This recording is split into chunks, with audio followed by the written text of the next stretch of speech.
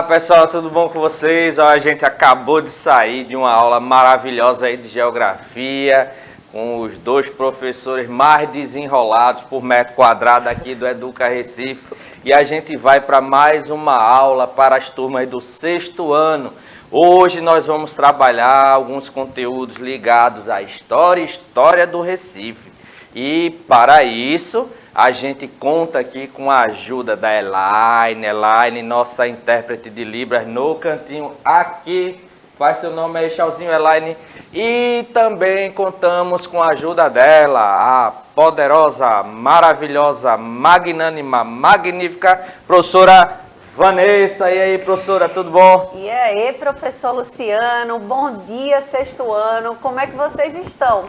Olha, eu estou muito bem porque estou aqui em mais uma aula de história, hein? E ainda mais com esse professor queridíssimo, amigo aqui, companheiro de luta aí.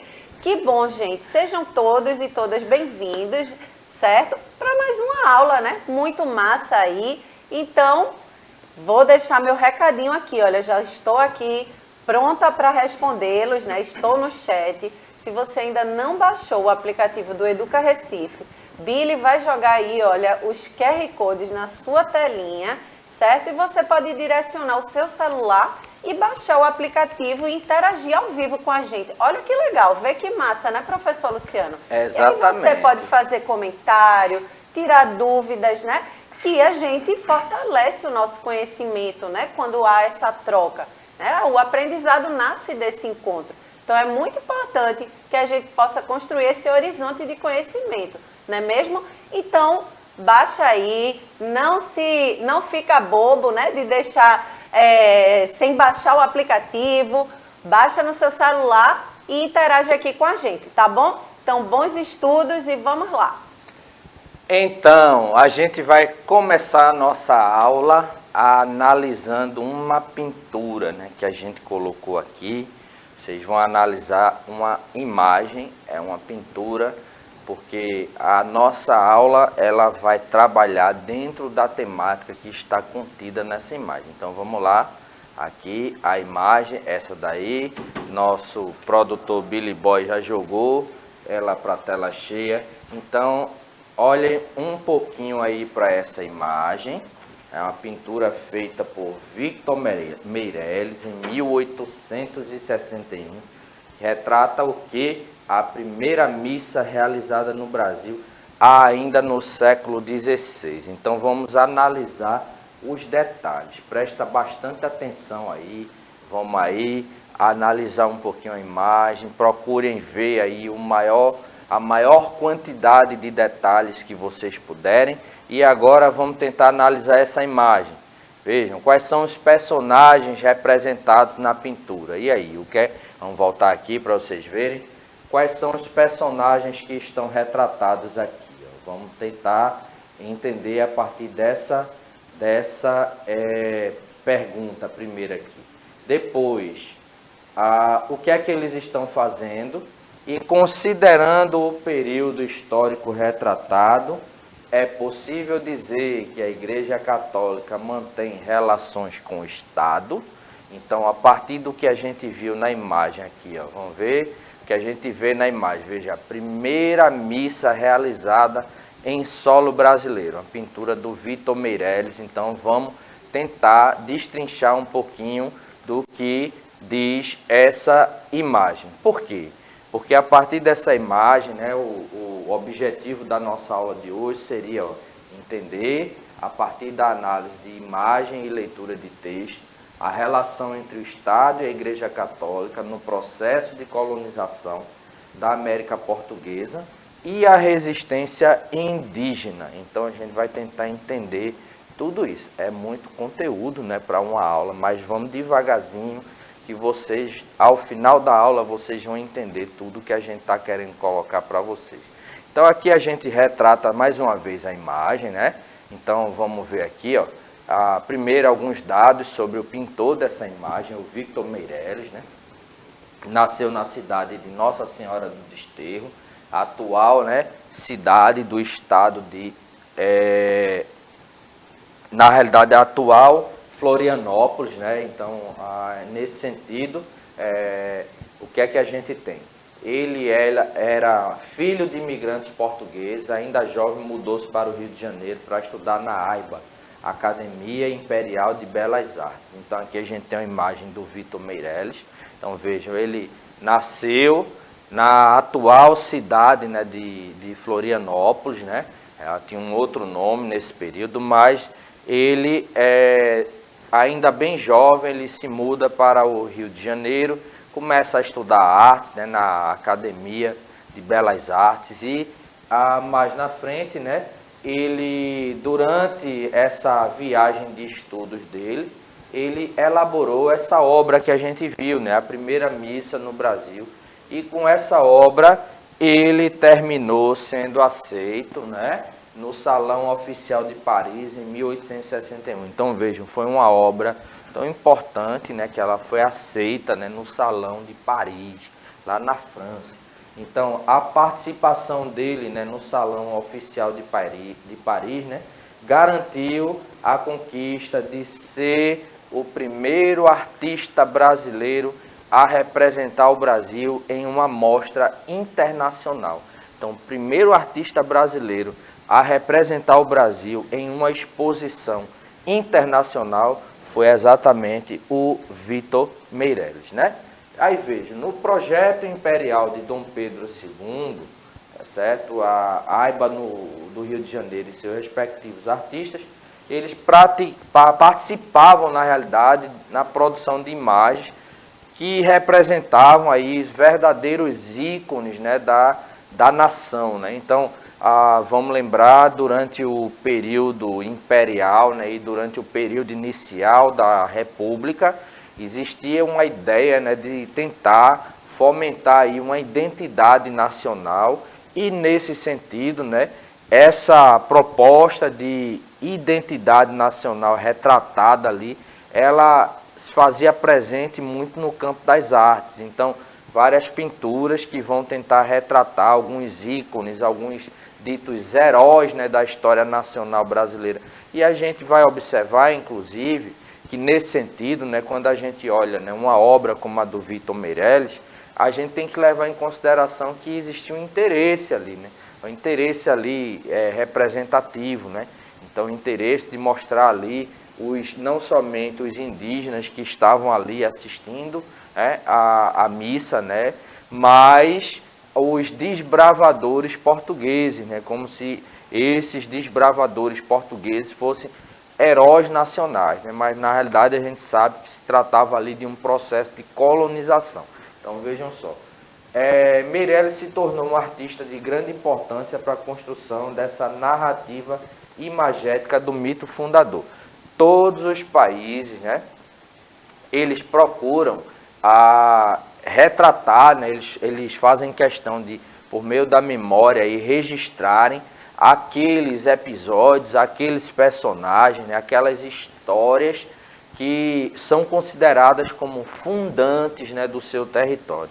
Então, se a gente pega, por exemplo, né, quando a gente fala da Itália, então a Itália ela remonta à época do Império Romano, então eles falam dos romanos como um povo heróico, conquistador, aquela coisa toda. Mas aqui no Brasil, qual era o problema?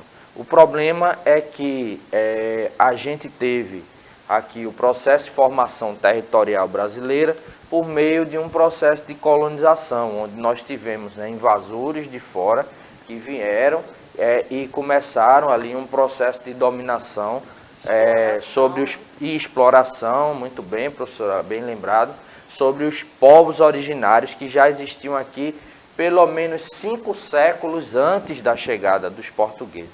Então era um povo, né, na verdade eram povos, daí a gente chama de povos originários, várias etnias, né, vários troncos linguísticos, né, indígenas que existiam aqui no Brasil quando da chegada dos colonizadores europeus, portugueses e espanhóis na América, ok? Então, o que a gente vai ter, na realidade, é um grande processo aí de invasão e, nesse sentido, né, essa invasão, essa dita conquista, né, territorial, ela terminou dizimando grande parte das populações originárias indígenas que a gente tinha aqui no nosso território, ok?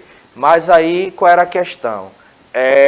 A gente vai abrir um parênteses aqui para tentar trazer a ideia, né, do o que é um mito, né, e o que seria o mito fundador, porque a gente viu que o Vitor Meirelles, né, ele é um dos personagens de destaque nessa criação imagética, das imagens, né, do imaginário do mito fundador do Brasil, né. Aí vejam, aqui a gente tem alguns exemplos, ó, de imagens que representam alguns mitos, né, como por exemplo, eu falei de Roma, então a gente tem aqui, ó, a loba capitolina, certo, com os irmãos aqui, ó, Rômulo e Remo, que teriam sido, né, pela história mitológica, né, da cidade de Roma, os representantes, né, pela fundação da cidade de Roma. Então aqui a gente tem outros mitos, né, como a gente tem um exemplo, né, aqui, ó, do Zoroastro, certo, que seria, né, um dos principais representantes aí do desenvolvimento da religião persa, por exemplo, mitos, né, indígenas, né, mitos africanos, né, mitos, né, não somente gregos, né, mas celtas, né. Então a gente tem aquela ideia, o que seria um mito, né, uma história, certo, uma história que é contada, né, com a finalidade de trazer uma mensagem, né, a respeito de algo que pode ter acontecido ou teria acontecido na realidade. Então a gente tem, por exemplo, essas imagens, né, essas histórias. Então, por exemplo, quando se fala a respeito, né, da questão da criação, a gente falou aí, as civilizações, vamos dar um exemplo. No Egito Antigo, o Egito ele dependia muito, né, do rio Nilo. E o rio Nilo ele transbordava em alguns períodos, né, do ano e fertilizava ali a terra, né, e voltava para o seu curso normal. Então eles tinham um mito, né, para dizer que aquelas chuvas, aquelas inundações, perdão, no rio Nilo eram causadas pelas lágrimas de Ísis, uma deusa egípcia, né, lamentando a morte, né, do seu amado, né, companheiro Osíris, então que havia sido, né, assassinado pelo seu irmão Sete, né? Então Sete, né, vejam, a história às vezes ela traz alguns episódios bem cruentos, né, bem sanguinolentos. Então Sete, né, ele desejava, né, o amor de Ísis e ele resolve, né, assassinar o irmão para, tipo assim, livrar o caminho para ele tentar conquistar sua amada.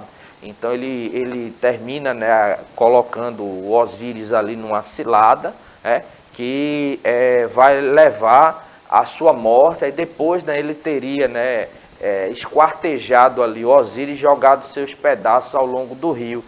E esse período, né, das cheias, os egípcios antigos diziam que era o choro, né, de Ísis, no momento que ela recolhia ali as partes, né, do corpo do seu amado, né, para tentar, de alguma forma, né, apelando aos deuses, né, maiores, né, reconstituí-lo, né? Então, isso é a ideia de um mito, né? Mas no caso do Brasil, como a gente teve um processo de invasão, exploração, né, e colonização por meio da dominação de um povo, né, sobre outro, então muito da ideia desses mitos fundadores, né, elas foram desenvolvidas bem depois, né, séculos depois, né, tentando criar a ideia aí dos heróis nacionais brasileiros, né? Mas voltando à obra, vamos ver aqui, ó, alguns elementos, né? A primeira missa no Brasil, realizada, né, pelo Vitor Meirelles, ela trata da representação de um Brasil em vias de colonização. Portugueses chegam no Brasil, 22 de abril de 1500, aí quando o pessoal desembarca aqui no território, né, brasileiro, ergue uma cruz ali, um altar e realizam a primeira missa. Então ela aborda essa questão da colonização aqui, porém de forma acrítica. Por quê? Porque nessa imagem aqui, observem, está todo mundo assistindo a missa aí super de boa, né? Então Vejam, tem até os espectadores aqui, os indígenas aqui ó, em cima da árvore. Muitos personagens, né, professora? Isso, muitas vezes, né, professor Luciano, essa colonização dos portugueses foi baseada em argumentos religiosos, né? Exatamente. E apesar dos povos originários terem sua religiosidade, né, diferente daquela dos portugueses, né, europeia, mas os europeus diziam que os indígenas, né, os povos originários, melhor dizendo, né, eram infiéis e era uma forma de tentar salvá-los, né? Aí começa o processo de catequizar, né? Exatamente. Enfim, mas esqueceram, né, de ver que eles tinham sua própria religiosidade, suas próprias crenças e costumes. Como a gente falou, né, durante aqui a aula, né, no início, a gente está falando de povos que já existiam no território, pelo menos há uns 500 anos antes da chegada, né, dos colonizadores portugueses. Então veja aqui, ó, vamos citar alguns casos aqui, alguns trechos, né, da obra. A cruz, ó, erguida no local mais alto e quase que no centro, né, representa o quê? Isso que a professora colocou, a ideia da superioridade da fé cristã católica romana, né? E representa ainda o quê? A ideia de uma cultura religiosa eurocêntrica a ser imposta aos povos indígenas. Ou seja, você traz a religião dos portugueses, né, dos espanhóis, dos europeus naquele período e vem com ela para o Brasil, para a América, tentando impor isso como algo superior à religiosidade, né, à religião ou religiões, né, e as culturas, né, indígenas que existiam naquele período aqui no Brasil. Então é tipo, a nossa cultura é superior, então a gente está fazendo um favor para vocês, trazendo ela para cá e educando vocês, né, nos nossos costumes, porque esses costumes vão salvar vocês da barbárie, da ignorância. Só esqueceram, né, de combinar com os povos que existiam aqui, né, se eles queriam ou não. Tipo, camarada, né, ele entrar na sua casa, né, ele invade o seu terreno, organiza uma festa lá, né, não, a gente está fazendo a festa aqui porque vai ser de boa, mas esquecer de perguntar para o dono da casa se ele gostou daquilo ali, né? Então, é mais ou menos a mesma ideia, né? Então a gente vê, ó, mais de uma parte da pintura, indígenas assistindo à missa, como se estivessem admirados com o rito, né? Então a gente mostrou isso aí. A finalidade era apresentá-los como indivíduos dóceis, né? Observa aqui, ó, que o indígena aqui, ó, de cabeça baixa, de boa, né? Ali retratado de boinha ali, como se ele tivesse extremamente tranquilo, admirando, gostando daquilo ali. Isso faz parte de uma tentativa de construir a ideia, né, de uma colonização, né, sem conflitos. Porém, o processo, né, do choque de culturas, aí, do choque de povos, né, não foi uma coisa assim tão pacífica como a imagem tenta retratar, né? Então, ou seja, né, índios, na verdade indígenas, né, dóceis, né, recebendo aí de bom grado essa nova fé, né? Mostrando que esses indígenas aceitaram, né, a nova condição religiosa, tentando ocultar aquilo que a gente falou, que os mesmos foram cruelmente, né, massacrados. E para se ter uma ideia, existem alguns povos, né, existe a ideia de que alguns povos indígenas que existiam aqui na América, eles foram massacrados em sua totalidade sem conseguirem resistir.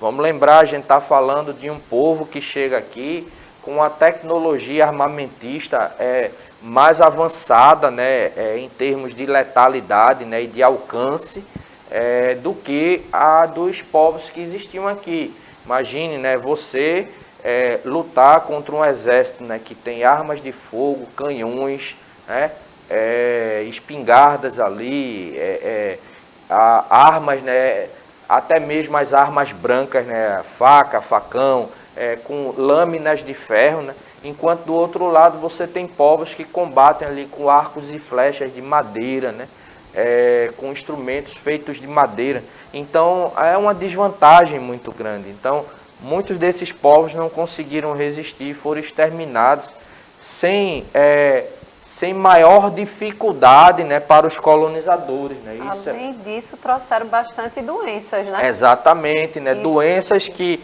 os povos não conheciam, como a sífilis, né? O escorbuto, né? Eles trouxeram, né?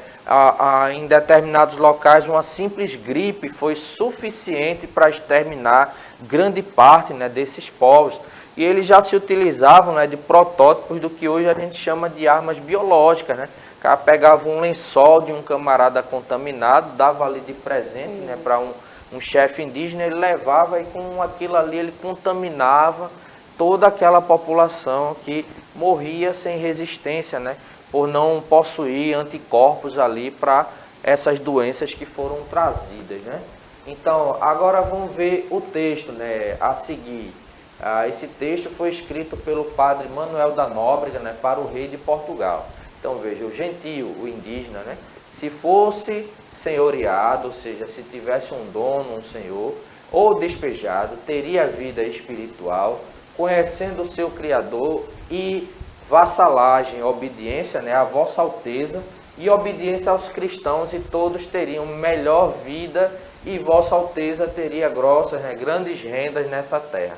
Nosso Senhor ganhará muitas almas e Vossa Alteza muita renda nessa terra. Então, o que é que ele está falando? Em outras palavras aí, o que é que o padre Manuel da Nóbrega está falando, né? Vejam, esse texto, né, reforça a ideia da vassalagem, ou seja, obediência ao rei de Portugal, e que tem a ideologia e cultura cristãs, e de que a ideologia e cultura cristãs eram superiores em relação à cultura e religião indígena, né? Então é aquela ideia, a gente está trazendo para cá, né, o cristianismo. Então, por meio, né, da pregação, da catequese, esses indígenas serão, né, aí cristianizados, se tornarão mais dóceis e, ao mesmo tempo, o que é que a gente vai ter? Não vai ter a resistência, né, desses indígenas contra o processo de exploração territorial, e, em contrapartida, o rei de Portugal vai ganhar mais súditos e também mais riqueza, né, por meio dessa exploração da terra. Então, era mais ou menos essa ideia, né?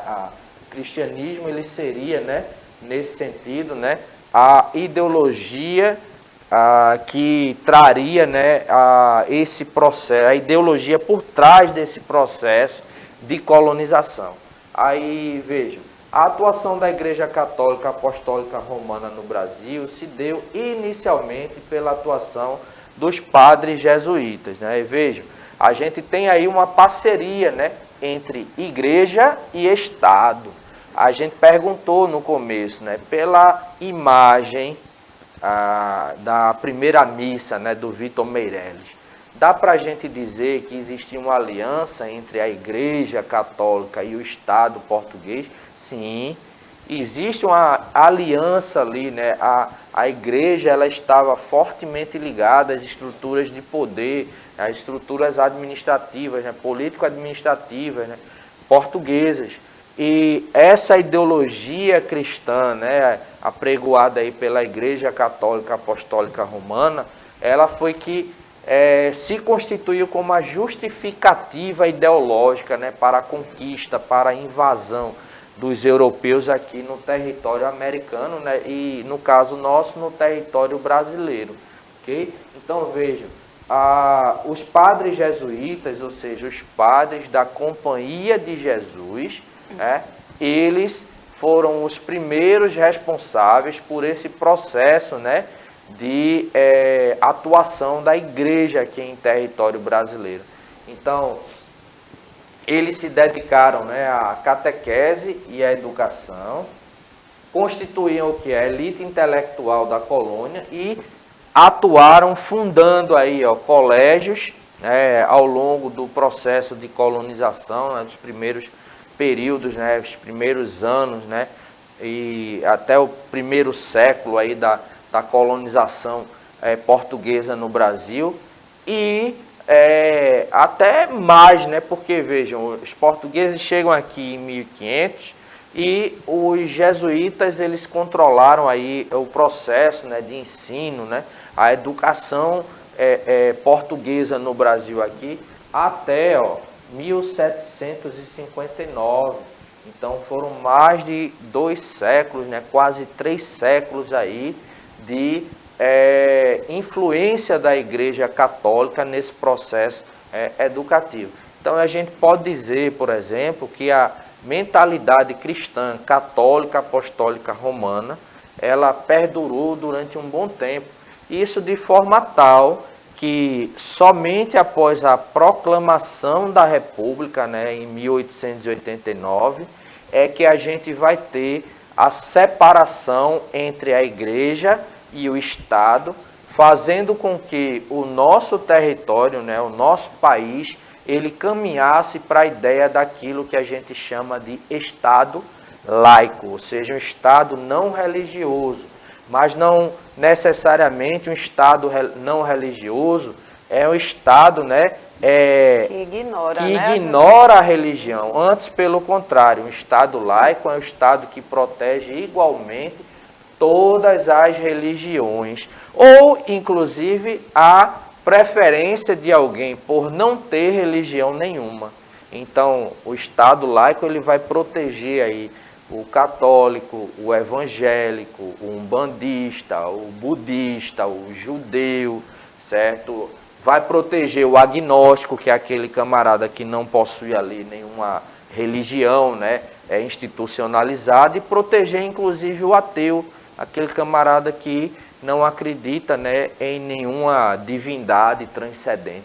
Então o Estado laico é isso, diferenciado de um Estado um Estado, né, que combate, né, as religiões, um Estado teocrático onde prevalece uma única religião e as outras religiões elas são perseguidas, como a gente observa em alguns territórios.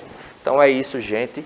Agradecer a Elaine pela parceria, agradecer a professora Vanessa e a gente continua isso, professora, Exatamente. na próxima aula, né? Com certeza, Seu né? tchauzinho aí pro pessoal. Um beijo, gente. Até a próxima aula. Tchau, tchau. Obrigada, Sabino, também, que participou aqui com a gente, viu? É isso aí, Sabino sempre firme e forte com a gente aqui, ó.